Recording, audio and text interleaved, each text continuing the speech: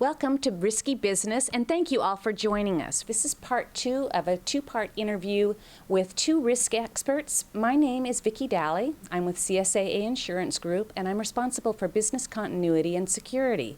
And I want to welcome Grace Cricket. Hi. Hi, welcome. And Lynn Tierney, who is on the phone. Lynn. Hi, thanks for having me. Thank you, Lynn. Welcome. Lynn is a senior advisor at the Crisis Leadership at Blue Moon Consulting Group. And Blue Moon Consulting Group's goal is to help build an organization culture in which reputation is viewed as a key asset and a fundamental strategic input to decision making. And that's really what we do at AAA. With a career spanning almost 40 years, Lynn is one of the most experienced crisis communications experts in the country. Prior to joining Blue Moon, Lynn was Vice President of Communications for the 10-campus University of California system. In 1996, Lynn was appointed the Deputy Fire Commissioner with the New York City Fire Department by Mayor Rudy Giuliani. And she served in that post for 6 years, which included September 11th, 2001. Lynn was nearly killed in those attacks. And as a member of the top management team with Mayor Giuliani, she was assembled to help lead the city through the whole rescue and recovery. Lynn comes to us with a lot of expertise and a lot of knowledge, and we really thank her for taking the time to do this interview. Thanks, Lynn. It's my pleasure. Thank you very much for asking me. And Grace. Grace is a special administrator to the Vice President, Chief Financial Officer at San Francisco State University.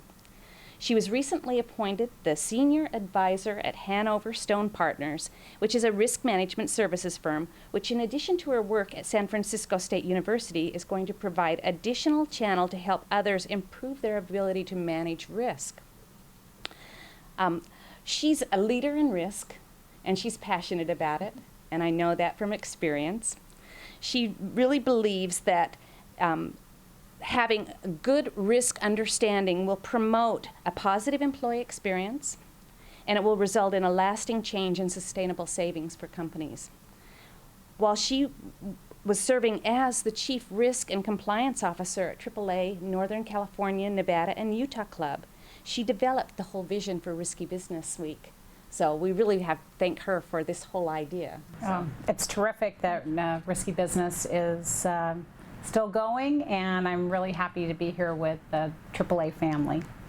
Thank you. And Grace is renowned. She's known. She is, she's been chosen, she was chosen in 2011 as one of the Business Insurance's Women to Watch. She was identified in the Treasury and Risk magazine as one of the 100 most influential people in finance. It's pretty significant. And she was selected by Business Insurance Magazine for their 2011 Risk Management Honor Roll. She's a recipient of the Information Security Executive of the Decade Award in 2012 and the West and North America Awards in 2011. Congratulations, Grace. Thank you.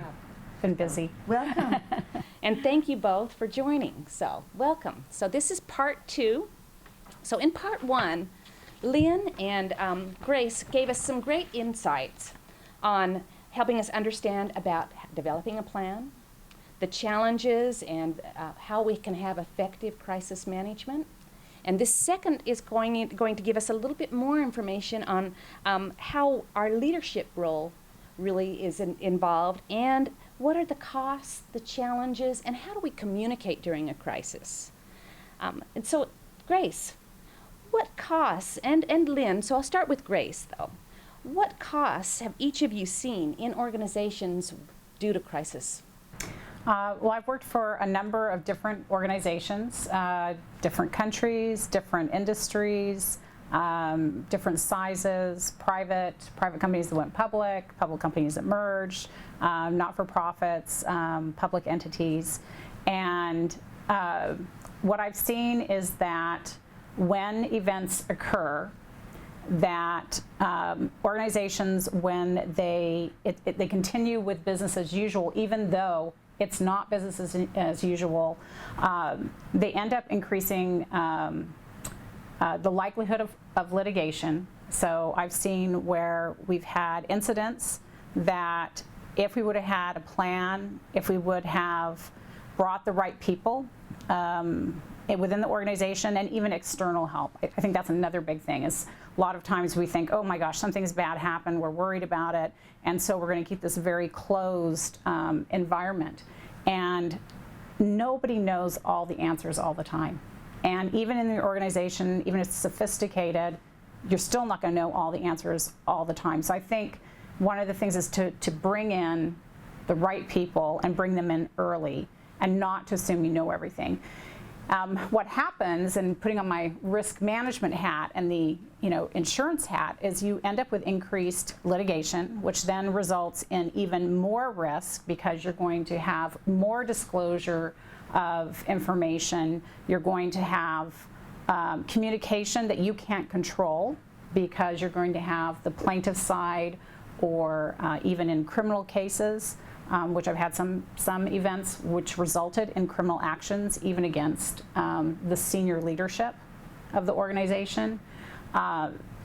You just lose more and more control, and in fact you can't control it. And then the internal communication, it's not just what we say to the press, but I've seen where there's not been good internal communication because, again, we wanted to keep everything very controlled. So increased cost, reputation, just, that ability to control your reputation just going out of your control. And then I think just impacts you wouldn't even think of people not wanting to stay with the organization, that maybe even been on the peripheral, right? Who weren't involved, but just see what's happening and think, I don't want to be a part of this. I'm not happy with it. So I could go on. And there's so many consequences. So Yeah. really detrimental. So yeah, it sounds like it. And being prepared and planning could significantly reduce those costs. So I know we talked at the beginning in phase one, or interview one, about leadership and being prepared. And so I want to take a little bit of time with you, Lynn, and can you really kind of reinforce or speak to the importance of helping our leadership be prepared for crisis? Yeah, I think there are a few fundamentals that we have to understand when you're really facing a crisis, and that is that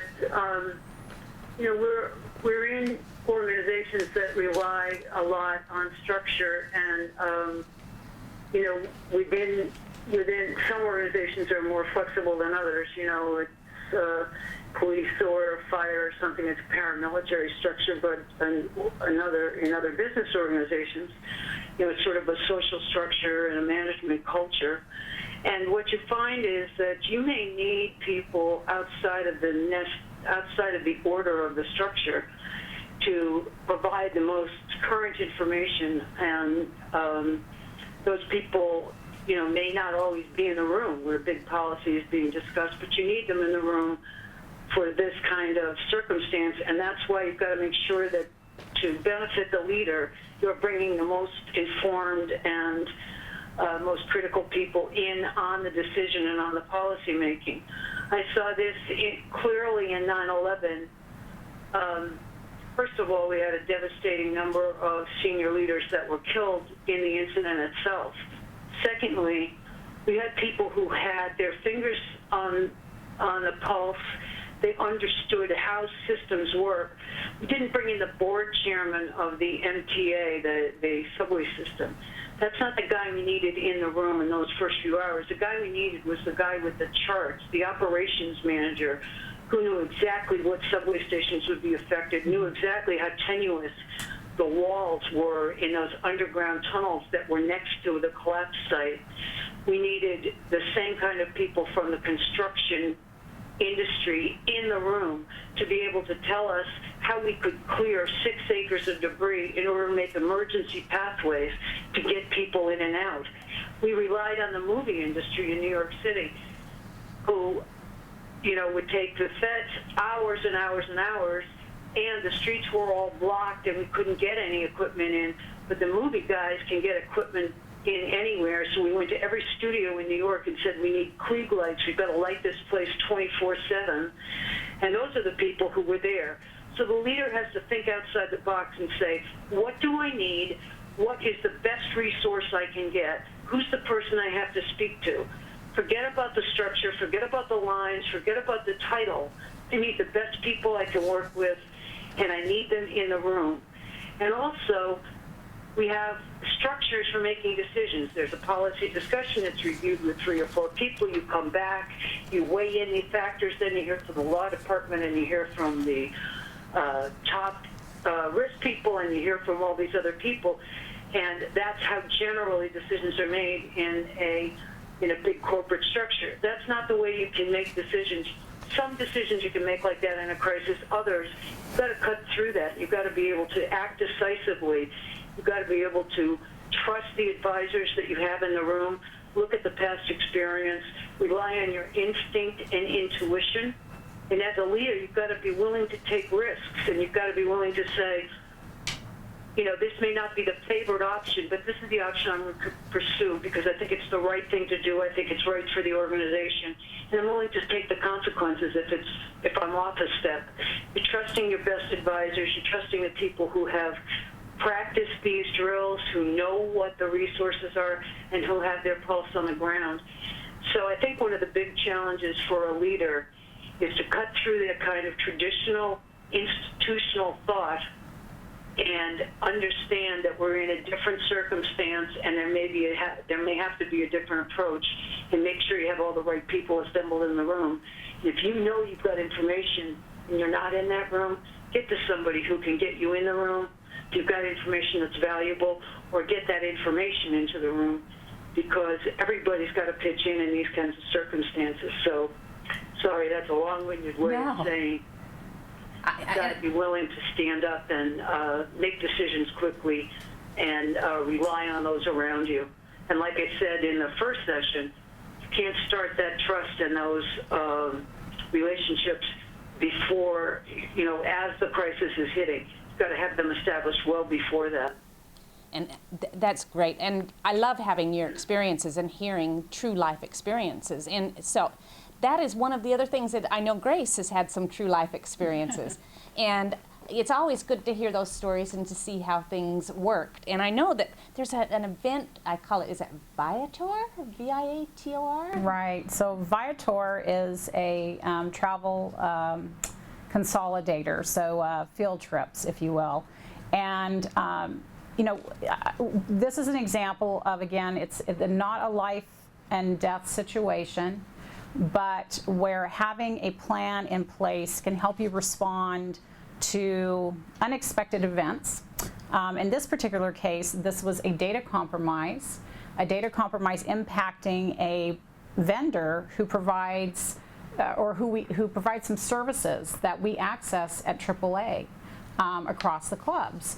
And not our fault, and we could take the stamp, not our problem, but again, that member promise was, okay, there's been a data compromise by a company that also touches our members, and what are we going to do about it? And again, NCNU went the extra mile. We instituted our incident command and made sure we brought the right people to the table. And people were, it was a wide variety of people who touched this. So we needed to get our membership team in the loop.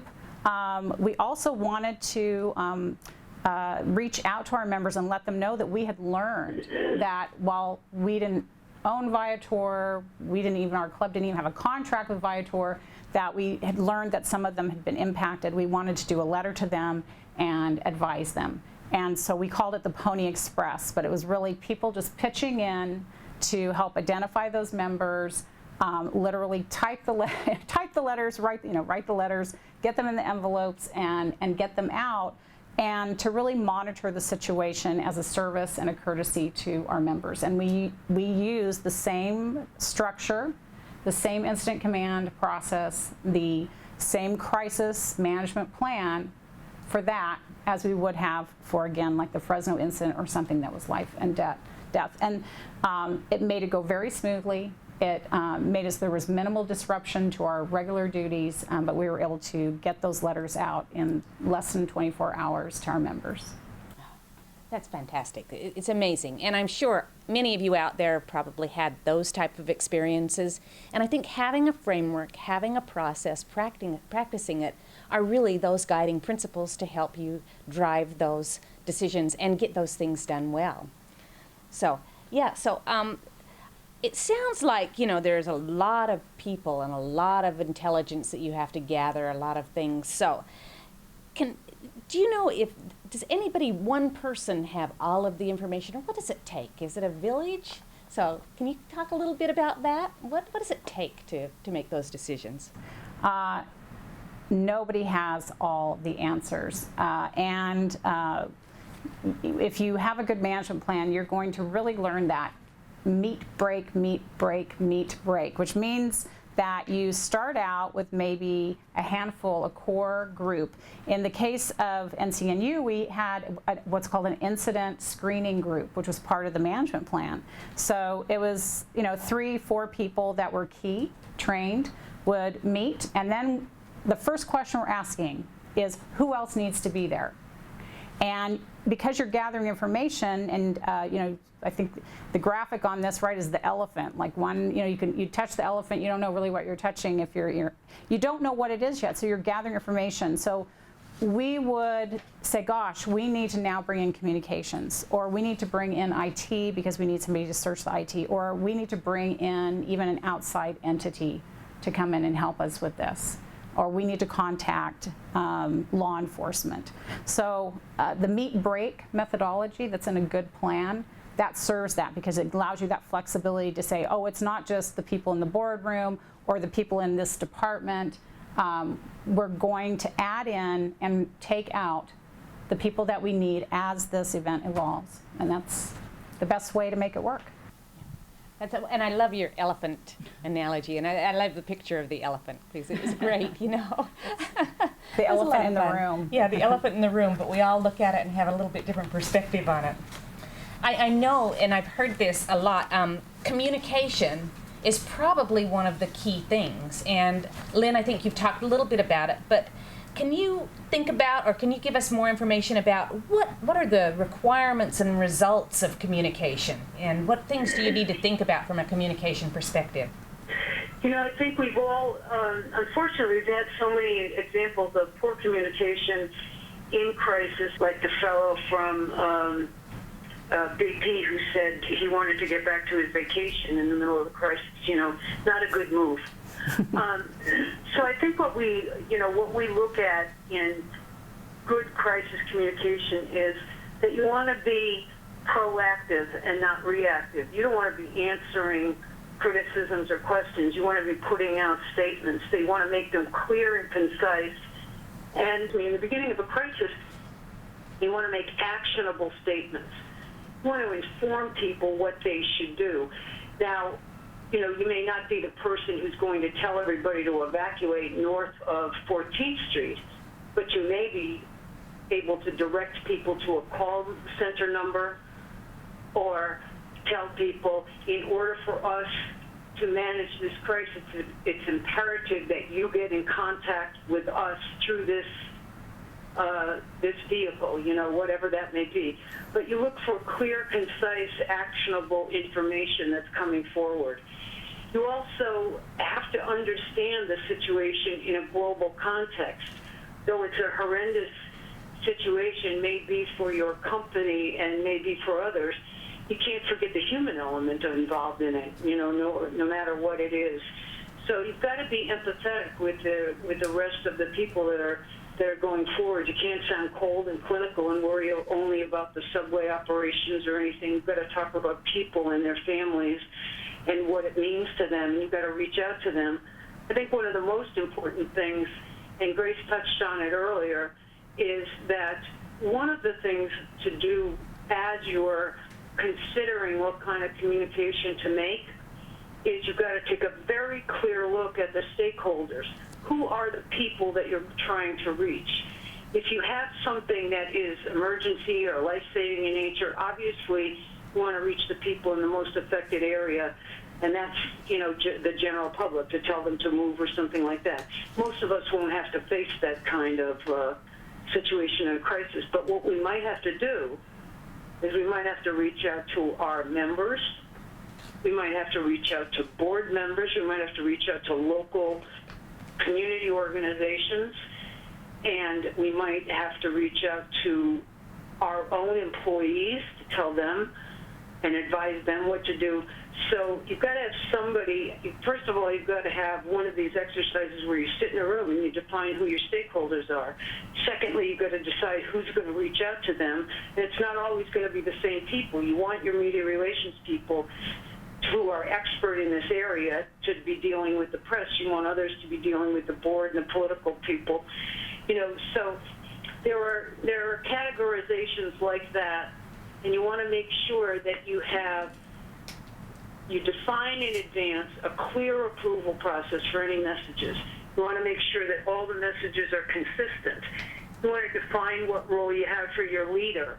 If it's the head of the club or if it's the manager in a particular office that you're in that day. Maybe he's not the person that should be delivering all the bad news, per se, but maybe you hold him back so that he's the voice of authority appearing at a later time. He or she is the voice of authority appearing at a later time. And you have a spokesperson from media relations or someone else, an operations manager. Maybe that person gives an update of the actual operational facts, and then the CEO or someone comes out later to give a more global overview. And you've also, in this day and age, got to have a social media strategy when you think about communication. Mm-hmm. Are you going to be tweeting? Are you going to be updating a Facebook page? Are you going to throw up a Facebook page? How are you going to make sure your website doesn't crash? Do you have a redundant website built in that's capable of just putting in critical numbers? So it's all kinds of things like that you have to sit down and figure out, as I say, before the crisis happens, because once the crisis happens, you're going to need to have all of this stuff figured out already. And once again, I go back to the plan and say it's all in the plan, it's spelled out, and it's good advice, and drilling on that plan a couple of times a year will make it much easier when it really happens. And I think your statement, what I'm hearing is it's not just statements, it's also action. And I know that having a plan, from what I'm hearing from Grace, is really the key thing. So I also wanted to add, or to what you were saying, it reminded me of a real life incident at the club. So when the Napa earthquake came, we included communications in our incident command team in acting on our plan. And while the plan does spell out, here's the framework, here's the things you want to include, one thing that arose that I think an expert like Lynn, if she would have been there, she would have said, this is the way, this is what we should do. But that came through our communications team. So was, besides just responding to the incident, we need to think about what marketing we have out. So completely unrelated, right? Not related to the earthquake, but what do we have going up on our website planned for the next 5 days? What do we have materials at the branches that are going to be shared? Because when an incident happens in your geographic area or in the country, you need to be thinking about, wow, maybe this doesn't directly impact our team, maybe it doesn't directly impact our company, but you need to be saying, do we need to respond to this national event? Do we need to respond to this local event in moderating our planned communications, our planned marketing campaigns, because it can come across as being completely insensitive, completely inappropriate, and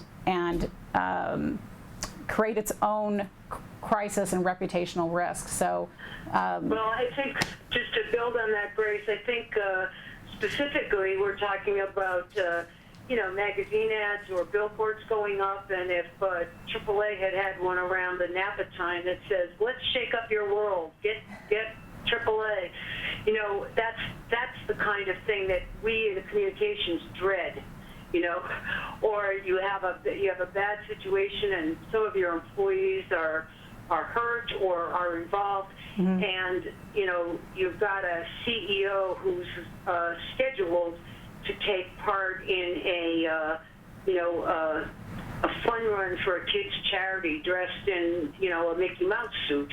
And once again, I'm not suggesting that that's on the horizon, but those are the kinds of things that you've got to count on your communications people to take a look at that and really take a bigger look at how you're, how you're coming off and what the, what the stature of the organization is and how you want to maintain that stature. Yeah, and sometimes that can happen. It can happen where the communication team and the marketing team are thinking those thoughts. The advantage, though, of actually doing a partial activation of an incident command team is then they're not making that decision in a silo. They're able to then hear from, say, the safety team, the business continuity team, the risk team, membership. Well, here's what we're also doing. So they're hearing the whole story. So it goes back to don't take any of these tips, I think, that Lynn or I are giving in a silo. Having it in a plan, having a team that regularly activates, you end up with a superior response. You make sure the elephant is an elephant, know? So I think in summary, I'm hearing, risk can also be an opportunity. There are a lot of things. It's not just the major risk. There are small crises that happen. We need to be prepared. We need to have a plan. And I love the last slide that you guys have, which is a statement that says, optimism is not a strategy. You have to plan. So that's what I'm hearing. Is that a good sum up of what you two? Yes, it's all comes down to having the plan, getting the right people. I think it's really important to practice the plan even for small or minor incidents because it makes you better prepared for the bigger ones. Lynn? I agree fully, and I think this has been a terrific discussion, and hopefully it'll be a pathway to some clearer understanding of crisis and crisis management. And I want to thank both of you for taking the time. This is the end of our Part 2 interview. If you did not get a chance to see Part 1, please go back and look at Part 1, and there are all kinds of great information on risk and how to be prepared on the Risky Business Week site. And just as a reminder, if you did not get your Risky Bingo icon from the first session, go out and get that and put it on your Risky Bingo card so that you can be entered for a drawing for some great prizes. And thank you both, and thank you all for joining.